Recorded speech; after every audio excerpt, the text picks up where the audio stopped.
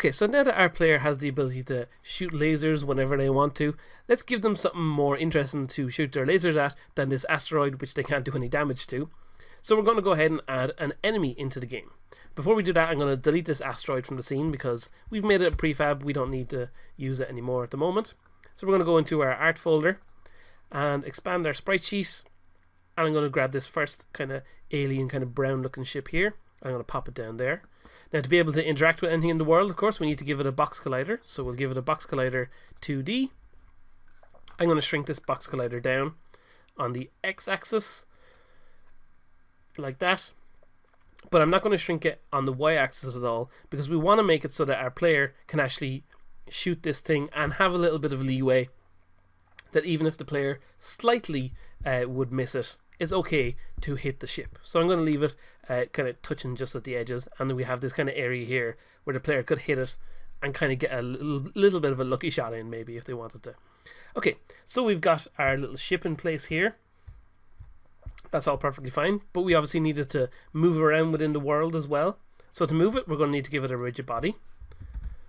And we're also going to give it the basic movement script that we added to our asteroid. So we'll give it basic move, and we'll give it a move speed of, say, -2, so it'll move to the left.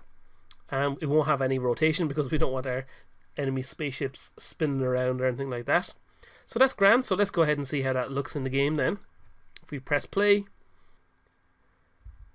oh, we didn't turn off the gravity on the ship like that. There we go. And now our enemy ship slowly comes towards the player. Of course, we're not destroying them at the moment, that's fine. But it's kind of a bit bland as well. We don't want our enemy ships just moving towards the player. So let's make our basic movement script a little more interesting so that they can also move down the screen or up the screen depending on which way they want to go. So let's go into our basic move script. Now we could go into our scenes folder and everything like that if we want to, or we can just click right here where we have the script being kind of shown but grayed out. If we just double click on that, it'll open up all the same in mono develop.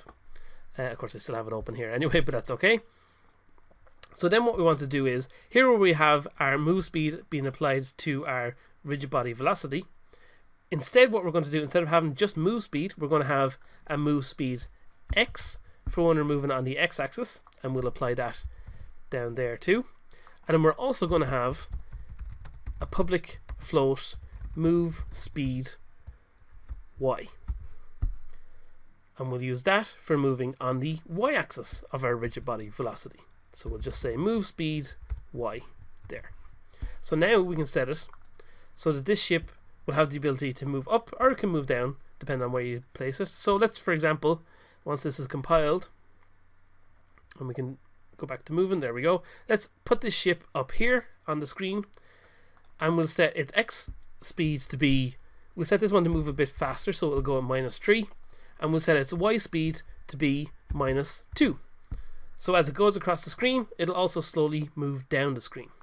So let's hit play, and now you'll see it's a bit more of a threat with this ship moving down the screen as it goes. So it's a little bit more interesting, a little bit more of a kind of nice look going on.